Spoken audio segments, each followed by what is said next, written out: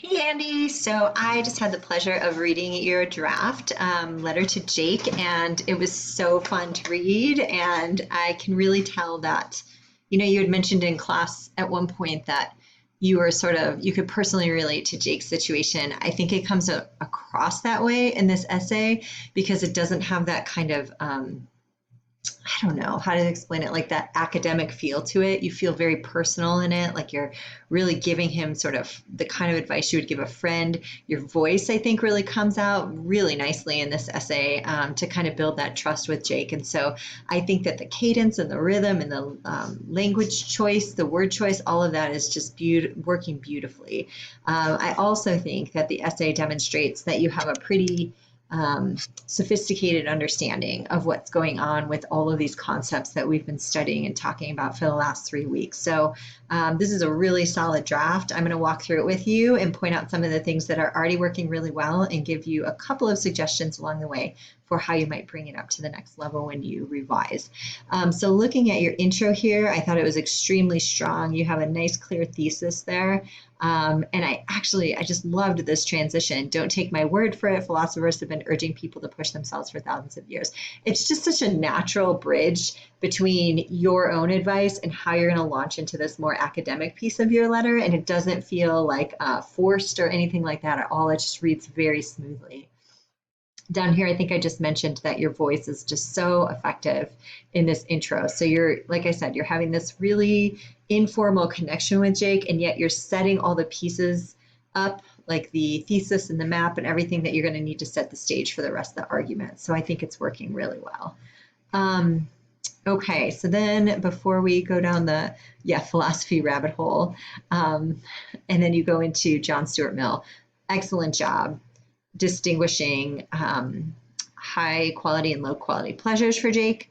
I think that the only suggestion I had in this section here, where you're summarizing and sort of teaching Jake about Mill, is that when you talk about high quality pleasures, I think it's important to tell Jake that with these kind of pleasures, you actually have to work harder to earn them, right? So if Jake doesn't know that high quality pleasures are things that you actually have to strive for and work hard for, he may not really understand why they fall into these two different categories. So my suggestion here is just to revise this sentence so that it's clear that high quality pleasures tend to take more struggle or more hard work or more effort. But the idea is if you put that in the short term, you will receive a payoff in the long term. And so I would just weave that idea in there. I love that you create a new paragraph here to apply Mill now to Jake's life. So you said, okay, now that you kind of understand Mill's ideas, let's go ahead and hold a magnifying glass up to your life, Jake, and see how this applies. And so you say, I'm going to spell it out for you, and I'm glad that you did, because that's exactly what we need you to do in this essay. So you're telling him how his current lifestyle is more of this low quality, it satisfies those low quality pleasures, but that he's ultimately probably going to be dissatisfied. One thing you could add in here, just as a little flourish, is, you're asking him if his job is going to be as rewarding. You could dip back into his original letter and see if you can pull out some of his own language there to help him see like where his own reason is trying to nudge him or convince him that it's not enough or that there is something more that he longs for. So if you wanted, you could weave that in, but certainly not a requirement. I love this example of how it's opening doors to new fields and specialties. This is so great. All of these examples that you're giving Jake here, really awesome job showing him how nursing school has a much more fecund potential path for him than staying at his current job. And so all of these examples work really, really well.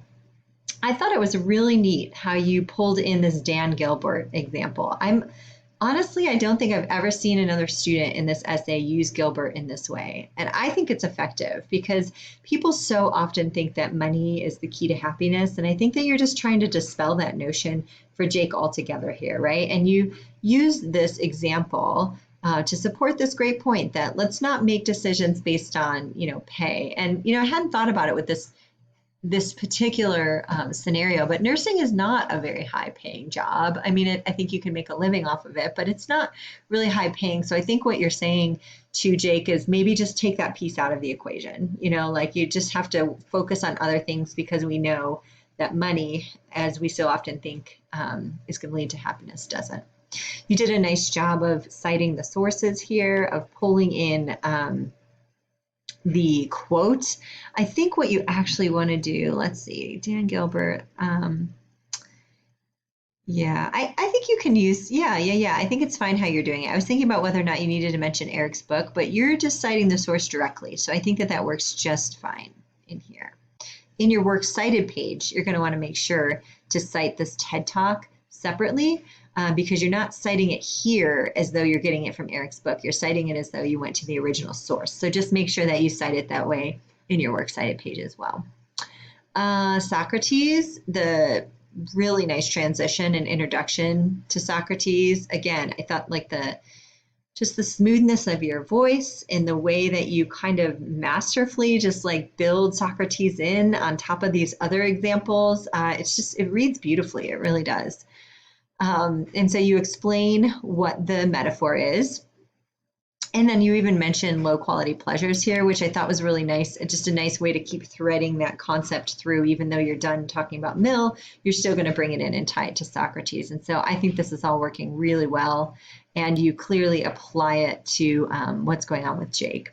I do think for this essay, you need to have one more source. So check the assignment sheet in case I'm wrong, but I'm pretty sure you need to have Mill or Socrates and then 3 other sources. So I think it's a total of 5 sources. Or I'm sorry, I think it's a total of 4 sources. I feel silly that I don't know this off the top of my head, but look back at the assignment sheet. I think you have to have a total of 4 sources. And so if that's the case, I was just thinking that a source that might fit really nicely after Socrates here is Walter Mischel's marshmallow experiment, because you end this paragraph talking about how you want that healthy psyche. And I think the Mischel experiment shows why a healthy psyche is so important. Those kids who are able to employ their willpower and wait for the double marshmallow, they ended up being able to achieve bigger goals in life, whereas those kids who had impulse control ended up getting in more trouble, running into drug use, that kind of thing. So I think it's a tangible example to kind of show Jake how what Socrates is saying here about the need for that balance to flourish is actually true, and how it actually plays out in modern day life, just as Socrates had guessed it would thousands of years ago. So that would be my suggestion. I'm sure there's other sources you could bring in if you're not drawn to the Mischel one, but that was one that just popped into mind for me as I was reading your essay. The conclusion is quite strong. It's just really nicely written, Andy, and I feel like it's just so cool to read this essay because it's been clear from the beginning of the semester that you're a really thoughtful student, and that you read really closely and that you analyze very closely, and your writing has been strong. But here's where I kind of feel like you're just starting to hit it out of the park a little bit. Like this is really taking it up a level from the writing that I've seen you do earlier in the semester, which was good to begin with, but this is just on another level. So keep going with this. I think you can add a little bit more, make a few small changes, but all in all, really great job. You should feel really good for pulling this together. And please reach out to me and or Eric if you have any questions as you continue to revise. We will very much look forward to reading your final version of this essay. Thanks, Andy.